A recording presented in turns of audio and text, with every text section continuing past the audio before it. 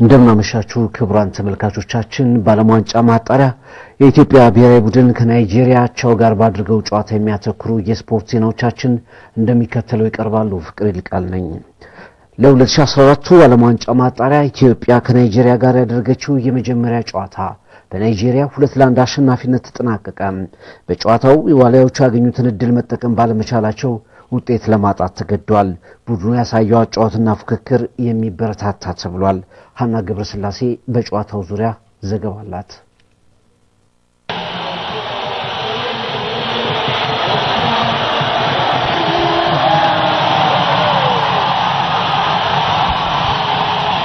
የኢትዮጵያ ብሔራዊ እግር ኳስ ቡድን የዓለም ዋንጫ ጉዞ የመጨረሻው ምዕራፍ የመጀመሪያ ጨዋታ በውጤት የታጀበ አልነበረም። በፊፋ የዓለም የደረጃ ሰንጠረዥ በ36ኛ ደረጃ ላይ የተቀመጠው የናይጄሪያ ብሔራዊ ቡድን 93ኛ ደረጃ ላይ በሚገኘው የኢትዮጵያ ብሔራዊ ቡድን ከባድ ፈተና ይገጥመዋል ብለው ያሰቡ ባይኖሩም አዲስ አበባ ስቴዲየም ላይ ግን የታየው ይሆን ነበር። በጨዋታው 25ኛ ደቂቃ ሳልሃዲን ሰይድ ያስቆጠረውና በዳኛው ከመስመር አላለፈም በሚል የተሻረው ግብ መነጋገሪያ ነበር። ግቡ መቆጠሩን የቪዲዮ ምስሎች ቢያረጋግጡም ውጤቱ ሊለወጥ አልቻለም። በደጋፊዎች ዘንድም ከፍተኛ ተቃውሞን አስነስቷል። በመጀመሪያው 45 ደቂቃ ከፍተኛ ብልጫ የነበራቸው ዋሊያዎቹ በርካታ ሙከራዎችን ቢያደርጉም ኳስና መረብን ለማገናኘት የቻለ ግን አልነበረም። በሁለተኛው አጋማሽ ተመሳሳይ አጫዋወትን የቀጠሉት ዋሊያዎች በ57ኛው ደቂቃ በባህይሉ አሰፋ አማካኝነት ቀዳሚውን ግብ አስቆጠሩ። አሰፋ የሚያሻማ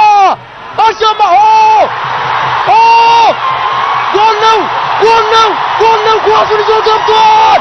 የኢትዮጵያ ብሔራዊ ቡድን የመጀመሪያውን ጎል አስቆጠረ። የኢትዮጵያ ብሔራዊ ቡድን የሚያነቃቃ የመጀመሪያ ጎል 56ኛው ደቂቃ ላይ ባይሉ አሰፋ አስቆጥሯል። በ68ኛው ደቂቃ ኢማኑኤል ኤምኒኬ ናይጄሪያውያንን አቻ አደረገ። የጨዋታውም ድባብ ተቀየረ። ራታሌ ኤምኒኬ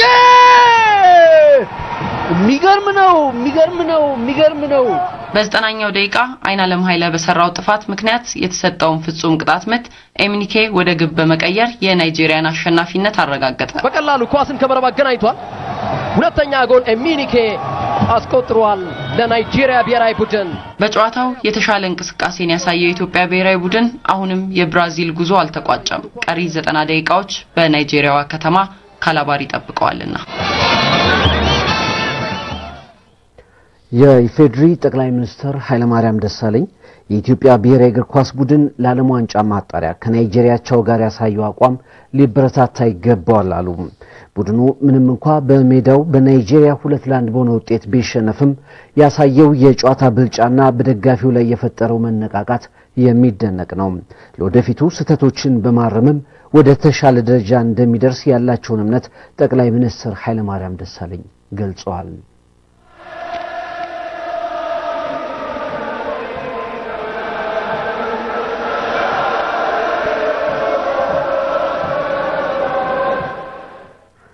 ክቡራን ተመልካቾቻችን እንግዲህ በሁለተኛው አጋማሽ ላይ ነው ሶስቱም ጎሎች የተቆጠሩት። የመጀመሪያው ጎል በባህይሉ አሰፋ፣ ሁለቱ የናይጄሪያ ጎሎች ደግሞ ለፌነርባቼ በሚጫወተው ኢማኑኤል ኤምኒኬ አማካኝነት ነው የተቆጠሩት። እስኪ ጎሎቹ ምን ይመስሉ ነበር? ምን ያህል ተሾመ ኳስ ይዟል። ምን ያህል ለባህይሉ አሰፋ የሚያሻማ አሻማ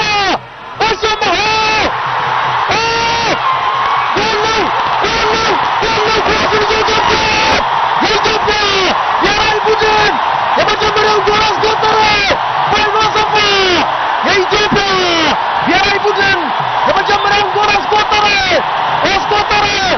ባይሉ አሰፋ ወደ አስቆጠረው ኳስ ቪንሰንት ኒያማ ኳሱን ይዞ መግባት ሞክሯል በሚል መስመሩን አልፏል በሚል አማኑኤል ዳኛ ለኢትዮጵያ ብሔራዊ ቡድን የመጀመሪያውን ጎል ፈቅዷል። ባይሉ አሰፋ በጣም እድለኛ ተጫዋች ነው። ባይሉ አሰፋ በተሰለፈባቸው አጋጣሚዎች ጎል መቆጠር ሚናቸው ከፍተኛ ነው። ቪንሰንት ኒያማ ከረዳት ዳኛው ጋር በአሁኑ ሰዓት እየተነጋገረ ይገኛል። በጣም የኢትዮጵያ ብሔራዊ ቡድን የሚያነቃቃ የመጀመሪያ ጎል 56ኛው ደቂቃ ላይ ባይሉ አሰፋ አስቆጥሯል። ካሜራማን ዳኛ ጎል መሆኑን አጽድቋል። ፍቅር ይሄን ኳስ እንዴት ማለት ይቻላል? አሁን በቀጥታ በምስሉ ላይ ስንመለከተው እንደነበረው ቪንሰንት ኒያማ ኳሷን ይዞ የገባ ነው የሚመስለው። ስመርዳኛው ይሄንን በትክክል ተመልክተዋል። በቀጥታ ሆን ብለው አስቆጥረዋታል። ጀምሯል ወደፊት ኳስ እንደገና ሚኒኬ የሚመታ ይመስላል አስራት አለ ሚኒኬ የሚገርም ነው አደገኛ ጎል አስቆጠሩ ሚኒኬ ከርቀት ከ18 ከ50 ውጪ በቀጥታ የመታው ኳስ በሚገርም ሁኔታ የአቻነት ጎል ሆኗል አው ስቴፈን ኬሺና ተጫዋቾቻቸው ደስ ብሏቸዋል ጀማል አላመነም በጣም ከርቀት ነው የተመታው አስራት እንዲመታ ምድል ፈቅዶለት ነበር ኢማኑኤል ሚኒኬ የፌነርባቼ ለቱርክ የሚጫወት ተጫዋች ነው እንደምትመለከቱት በግሩም ሁኔታ ከርቀት መጥቶ ነው ያስቆጠረው ለኢትዮጵያ ብሔራዊ ቡድን በጣም ደጉም አለ አስራት አሉ አጠገቡ ግን ኳሱ በርቀት ተመቶ ናይጄሪያ ያቻነት ጎል አስቆጥራለች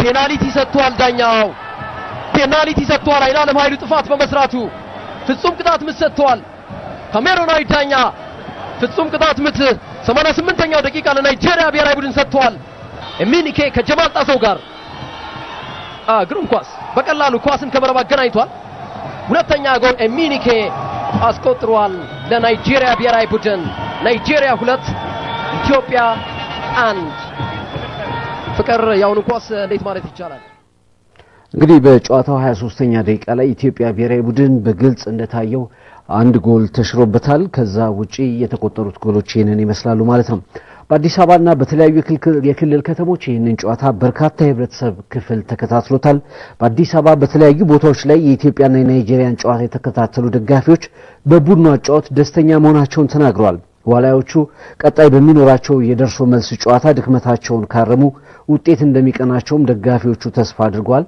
ኤርሚያስ ዘሪሁን የተወሰኑ ደጋፊዎችን አነጋግሯል የኢትዮጵያንና የናይጄሪያን ጨዋታ በተለያዩ ቦታዎች ላይ በርካታ ቁጥር ያለው ህዝብ ተከታትሎታል አዲስ አበባ ደምቃ በታየችበት በዛሬው ዕለት በርካታ ህዝብ በፒያሳ ጊዮርጊስ አደባባይ በሚሊኒየም አዳራሽና በብሔራዊ አካባቢ በደመቀ ሁኔታ ተከታትሎታል ደጋፊዎቹ ጨዋታውን በሚመለከቱባቸው ቦታዎች ላይ ደማቅ የሆነ ድጋፋቸውን ሰጥተዋል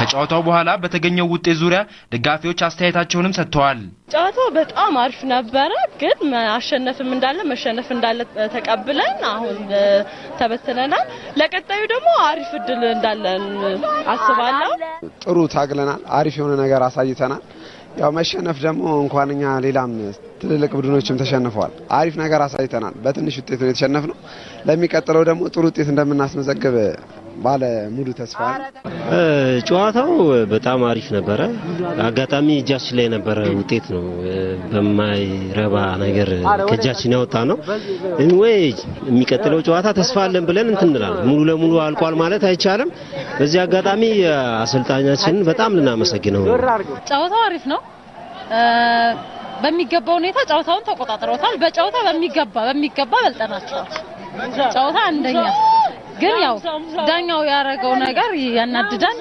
ለቀጣዩ ሁኔታ ደግሞ ያው ተስፋ አይቆርጥም ኢትዮጵያ ምን ጊዜም